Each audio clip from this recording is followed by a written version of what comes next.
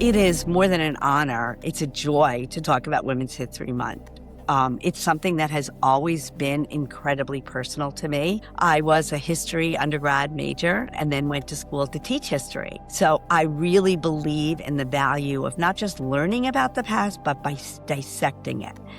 So for this podcast, I'm not actually going to name names, but I'm going to invite you into an educational journey just for yourself to learn about the women leaders in our past that speak to you. For some of you, you may pick some women CEOs of Fortune 500.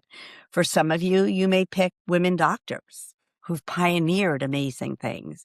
For some of you, you may pick some incredible women who have made differences in the legal.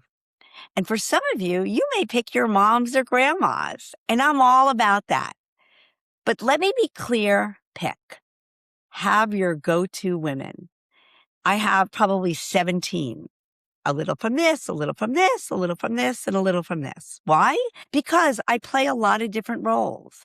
I do have my corporate CEO mentors and role models that I scour and read every book and watch every movie on because I run a company and I need to, and I want to. But then I have my moms. I was a single mom of 3, and that was a really important role to me. I still am. I am a grandma, and I want to learn about that role. And I have my mentors and go-to. I am very passionate about making the world better and my volunteer, and I look to that. So to me, having 17 or 19 women who have just rocked the world and continue to rock the world, that's part of my honor for Women's History Month. I try to add more constantly. If you have suggestions, we always want to hear about them. They may be really well known, but I want to be clear, sometimes they're not. Sometimes they are the people that just touch your everyday life. And I think that's incredibly cool and incredibly personal. But as women, we don't and shouldn't and couldn't do this alone.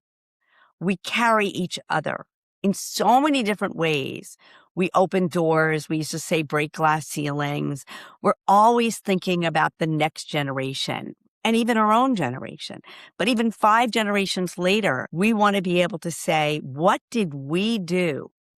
What teeny to large change did you make? Is it speaking up in a meeting when they're only men or male dominated? That's a pretty impressive task to add to your tool bag. Is it starting your own empire, small or big? That's also very impressive. Is it fill in the blanks? You probably have many better ideas, but maybe along the way, something has silenced your dream. I don't know what it is. I know one thing that's really important during Women's History Month is we don't always have the encouragement, the champions, the cheerleaders that other people have. And so I hope that you'll take me as your cheerleader. I hope that you'll look at me as go for it. Make tons of mistakes.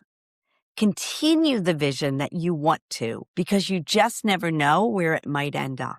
And even though we don't always know one another, we have a passion for continuing women's empowerment, for continuing the growth that so many of our mentors started and are still doing. And lastly is, don't be afraid to be a little silly and a little funny along the way. I know it's a serious journey and I take it super seriously, but it's okay to have some fun too.